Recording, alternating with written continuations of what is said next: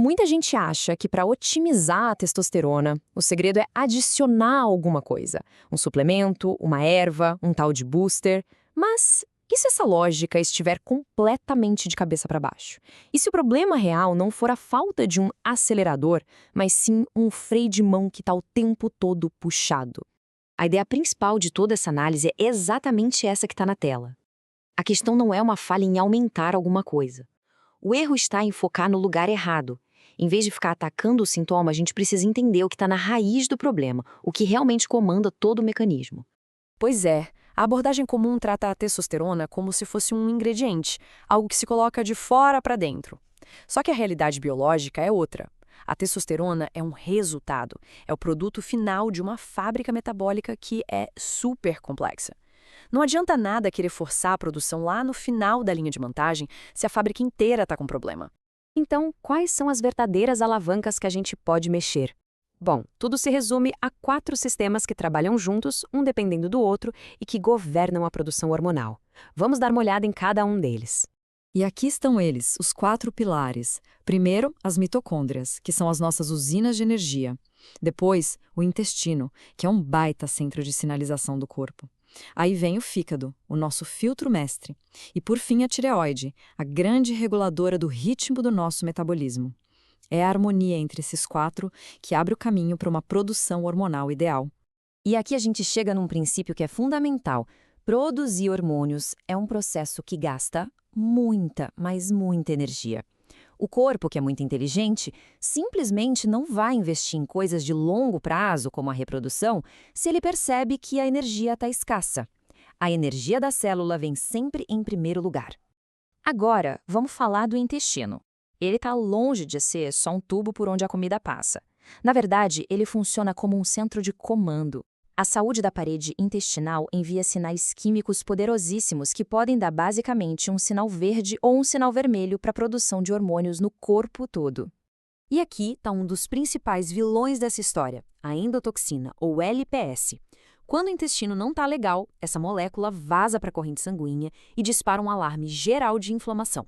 É como se ela gritasse para o corpo desligar tudo que não for essencial para a sobrevivência imediata. E adivinha? A produção de testosterona é uma das primeiras coisas a ser cortada. Olha só que dado interessante que muita gente não sabe. Mais ou menos 90% da serotonina do corpo é produzida no intestino, não no cérebro.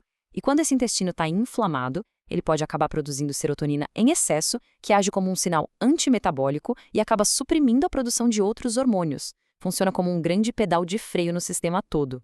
Pensa no fígado como o gerente geral do sistema. Se ele fica sobrecarregado com toxinas, com inflamação, algumas tarefas cruciais começam a falhar.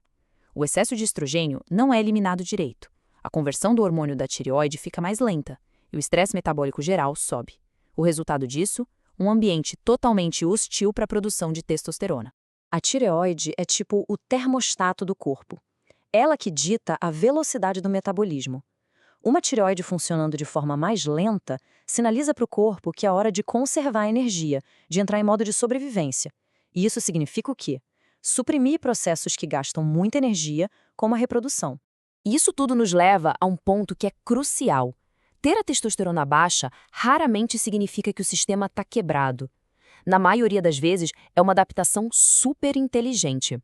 O corpo tem freios de emergência hormonais e ele puxa esses freios de propósito quando percebe algum sinal de estresse sistêmico. E quem são esses freios hormonais? Bom, aqui estão os principais. O cortisol, que é o sinal de estresse agudo, a serotonina em excesso, que coloca o corpo numa fisiologia de hibernação, a prolactina, que desliga diretamente o eixo reprodutivo, e o estrogênio em excesso, que interfere em todo o metabolismo de energia. Então, no fim das contas, a gente chega nesse dilema fundamental. O corpo precisa escolher. Ou ele investe em projetos de longo prazo, como crescimento e reprodução, ou ele desvia todos os recursos para a sobrevivência imediata. Um cortisol alto força o corpo a escolher a sobrevivência, sempre. Ok, já passamos pela teoria. Agora vamos para a prática. A estratégia, então, não é tentar forçar a produção com boosters. A estratégia é remover, de forma sistemática, os freios que estão segurando o sistema. Estes aqui são os principais gatilhos que mandam um sinal para o corpo pisar no freio hormonal. óleos vegetais poliinsaturados, a privação crônica de sono, a restrição de calorias o tempo todo e o estresse constante são os sinais que ativam o modo de sobrevivência. Remover isso é o primeiro passo e não é negociável. A nutrição aqui não serve para aumentar a testosterona, mas sim para permitir que ela seja produzida. O foco é fornecer energia de forma estável, com carboidratos que são fáceis de digerir, usar gorduras que não causam estresse oxidativo e equilibrar os aminoácidos para reduzir a carga inflamatória. E é importante entender que a testosterona é só uma parte da história. O derivado dela, o DHT, é mais ou menos 5 vezes mais potente na hora de se ligar com os receptores androgênicos. É o DHT que, na verdade, impulsiona muitos dos efeitos que a gente associa com o libido, confiança e assertividade. Para que o corpo consiga converter a testosterona em DHT de forma eficiente, as condições gerais do sistema precisam estar corretas.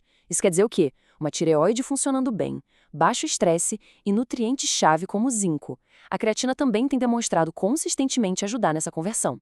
Agora, um resumo prático de algumas ações para ajudar cada pilar.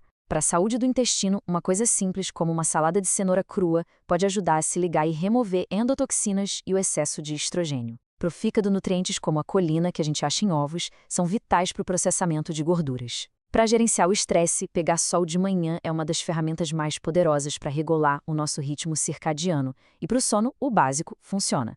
Evitar telas à noite é fundamental para uma produção boa de melatonina e para reduzir a prolactina. E se tiver uma única mensagem para levar de toda essa análise, é esta aqui. Pare de correr atrás do resultado final. Em vez disso, construa a base. Crie um ambiente interno de baixa inflamação, baixo estresse e alta energia. E a produção hormonal saudável se torna consequência natural e inevitável. E, como sempre, é importante lembrar que essa informação toda tem um propósito educacional. Qualquer mudança significativa na saúde deve sempre ser discutida com um profissional qualificado. Para encerrar, fica aqui uma reflexão. E se o corpo não estiver quebrado, mas sim respondendo de forma perfeita, lógica e previsível aos sinais que ele recebe do nosso estilo de vida, da nossa alimentação e do nosso ambiente todos os dias? A resposta para essa pergunta pode mudar tudo.